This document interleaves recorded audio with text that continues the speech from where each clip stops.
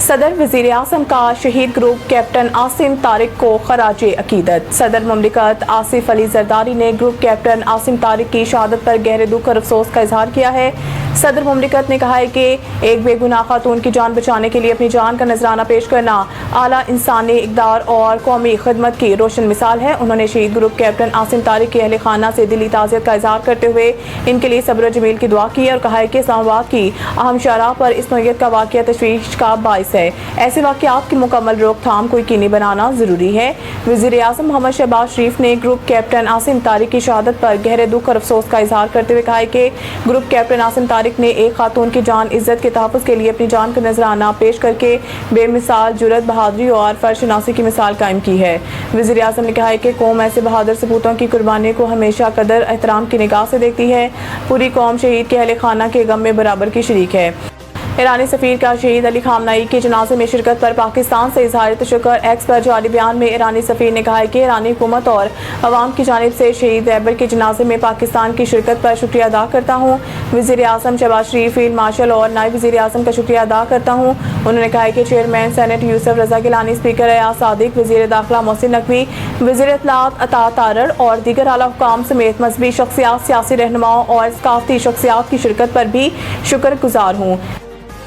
Invest park portal کا افتتاح۔ حکومت سرمایہ کاروں کو ہر ممکن سہولیات دینے کے لیے پرعزم۔ وفاقی وزیر خزانہ محمد اورنگزیب نے انویسٹ پارک پورٹل کا افتتاح کر دیا۔ انویسٹ پارک پورٹل کے افتتاح کی تقریب سے خطاب کرتے ہوئے وزیر خزانہ محمد اورنگزیب کا کہنا تھا کہ انویسٹ پارک پورٹل سے سرمایہ کاروں کے لیے آسانیاں پیدا ہوں گی۔ پاکستان میں سرمایہ کاری کے وسیع مواقع موجود ہیں۔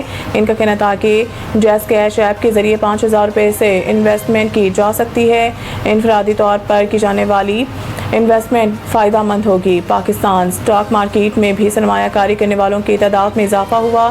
نوجوان خصوصاً جین زی کو سرمایہ کاری کی جانب راغب کرنے کی کوشش کی ہے۔ آج سے 10 جولائی تک بارشوں کا امکان۔ پہاڑی ندی نالوں میں طغیانی کا خدشہ۔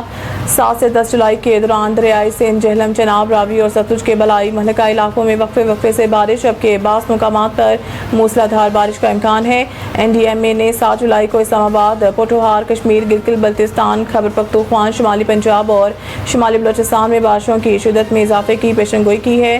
ادارے کا کہنا ہے کہ متوقع بارشوں کے باعث تربیلا اور منگلا ڈیم میں پانی کی آمد میں معمولی اضافہ ہو سکتا ہے، جبکہ 7 سے 10 جولائی کے دوران دریائے سندھ، جہلم، چناب، راوی اور ستلج میں بھی پانی کے بہاؤ میں معمولی اضافے کا امکان ہے۔ قومی کرکٹرز کے بیرون ملک لیگ کھیلنے کے امکانات کم ہو گئے۔ ذرائع کے مطابق پاکستان کرکٹ بورڈ نے اگست میں 4 ٹیموں کا ون ڈے ٹورنامنٹ کرانے کا فیصلہ کیا ہے، جس کے لیے کھلاڑیوں کے انتخاب پر کام جاری ہے۔ کیریبین پریمیئر لیگ 7 اگست سے 20 ستمبر تک شیڈولڈ ہے اور متعدد قومی کرکٹرز کو CPL میں شرکت کے لیے PCB سے NOC کی ضرورت ہے۔ کھلاڑیوں کو بتا دیا گیا ہے کہ اگست میں ون ڈے ٹورنامنٹ ہو رہا ہے، لہٰذا وائٹ بال کرکٹرز کے لیے ون ڈے ٹورنامنٹ میں شرکت لازمی ہے۔ PCB نے معاذ صداقت کو پہلے ہی NOC جاری کر دیا تھا اور ٹورنامنٹ کے فیصلے کی وجہ سے اب معاذ صداقت کی بھی شرکت کا امکان نہیں۔ CPL کے لیے صاحبزادہ فرحان، سائم ایوب، سفیان مقیم، سعد مسعود، عثمان خان اور سلمان ارشاد کو NOC نہ ملنے کا امکان ہے۔ PCB نے آئندہ سیزن میں ورلڈ کپ سے قبل زیادہ ون ڈے میچز ہونے کی وجہ سے ٹورنامنٹ کرانے کا فیصلہ کیا۔ PCB میگا ایونٹ سے قبل ون ڈے اسکواڈ کے لیے اچھے کھلاڑیوں کو تلاش کرنا چاہتا ہے۔